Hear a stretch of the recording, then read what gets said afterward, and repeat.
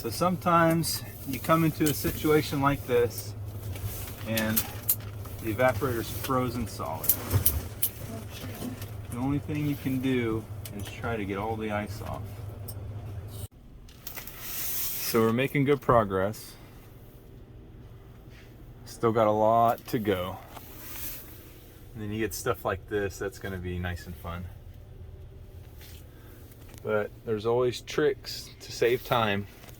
By cutting the pieces up along the way, you can try to find the cause of failure. Nice and toasty. I would say that probably caused that fan to die, which in turn caused the freeze up.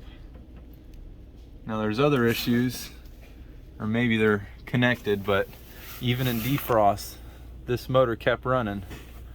So that'll be another secondary issue after we